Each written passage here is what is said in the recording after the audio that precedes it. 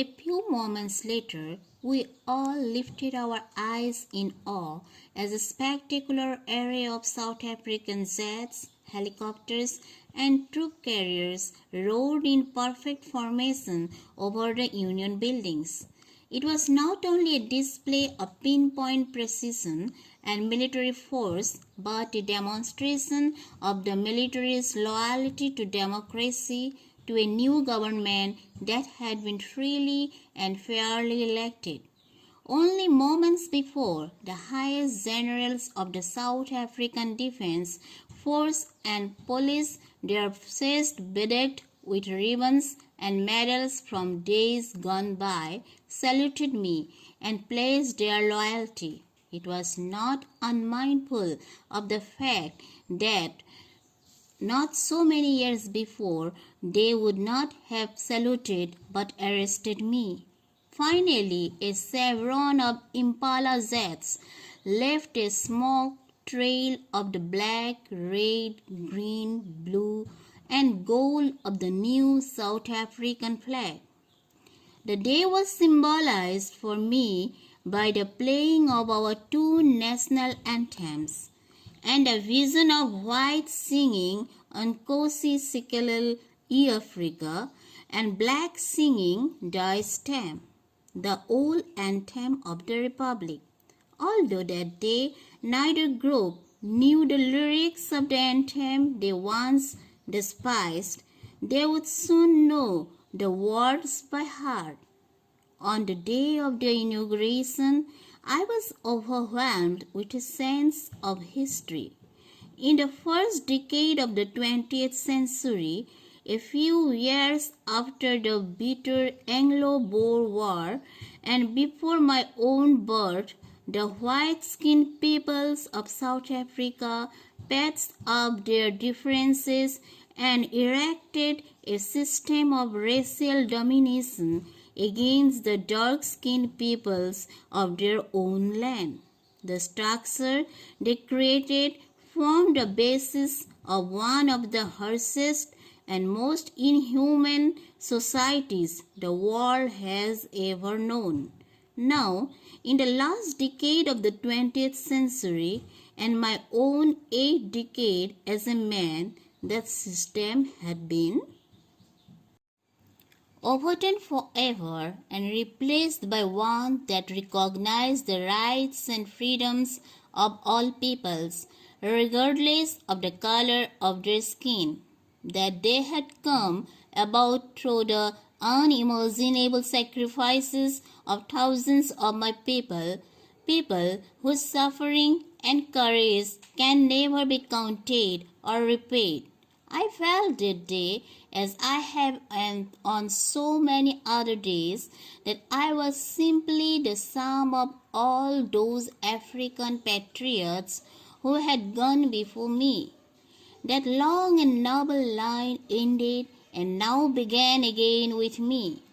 I was pained that I was not able to thank them and that they were not able to see what their sacrifices had wrought. The policy of apartheid created a deep and lasting wound in my country and my people. All of us will spend many years, if not generations, recovering from the profound hurt. But the decades of oppression and brutality had another unintended effect, and that was that it produced the Oliver Tambos, the Walter Sisulus, the Sip Lutulis, the Yusuf Dadus, the Bram Fishers, the Robert Sobukis of our time, men of such extraordinary courage, wisdom, and generosity that their like may never be known again. Perhaps it requires such depths of oppression to create such heights of character.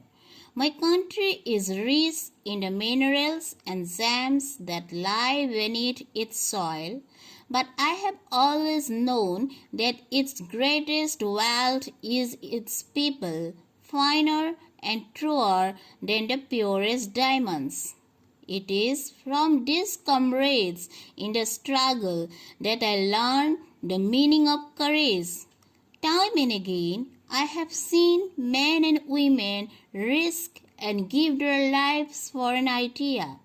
I have seen men stand up to attacks and torture without breaking, showing a strength and resilience that defies the imagination.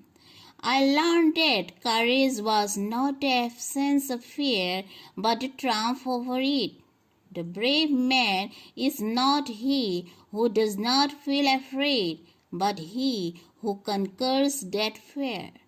No one is born hating another person because of the color of his skin, or his background, or his religion.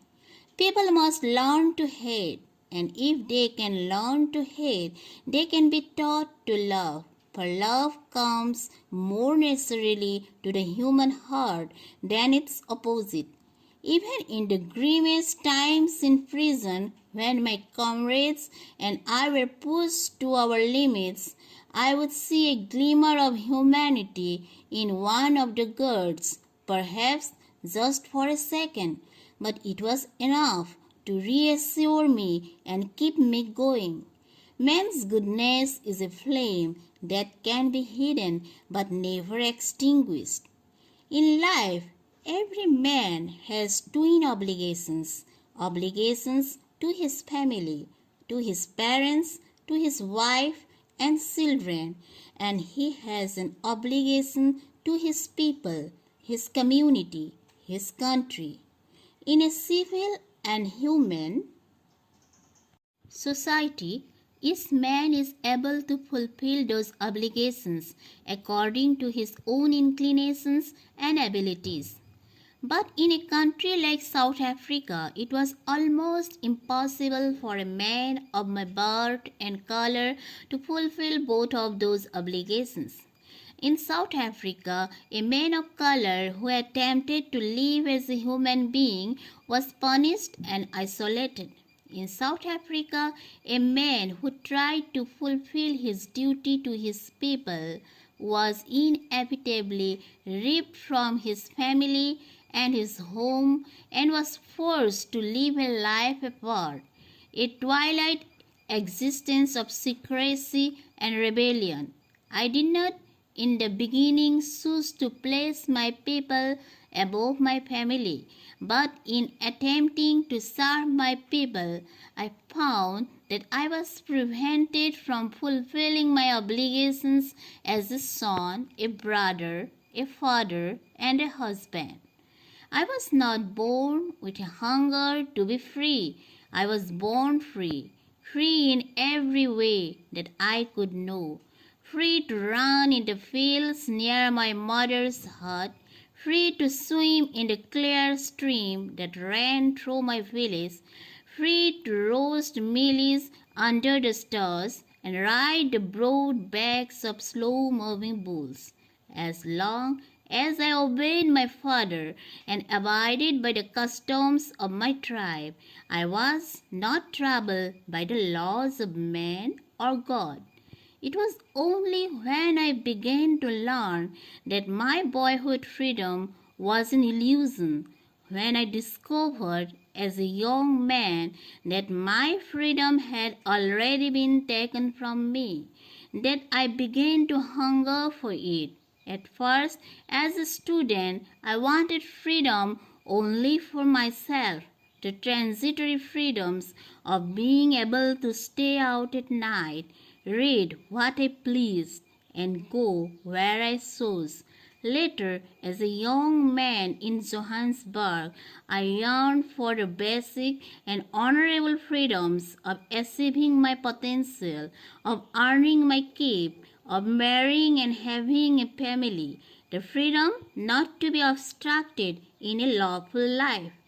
But then I slowly saw that not only was I not free, but my brothers and sisters were not free. I saw that it was not just my freedom that was curtailed, but the freedom of everyone who looked like I did. That is, when I joined the South African National Congress, that is, when the hunger for my own freedom became the greater hunger for the freedom of my people.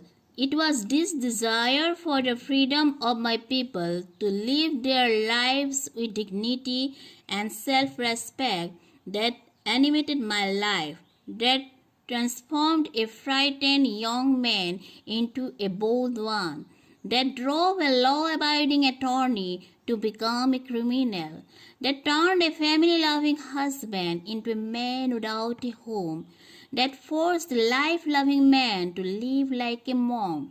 I am no more virtuous or self sacrificing than the next man. But I found that I could not even enjoy the poor and limited freedoms I was allowed when I knew my people were not free. Freedom is indivisible. The saints on any one of my people were the saints on all of them. The saints on all of my people were the saints on me. I knew that the oppressor must be liberated just as surely as the oppressed. A man who takes away another man's freedom is a prisoner of hatred. He is locked behind the bars of prejudice and narrow-mindedness. I am not truly free if I am taking away someone else's freedom, just as surely as I am not free when my freedom is taken from me. The oppressed and the oppressor alike are robbed of their humanity.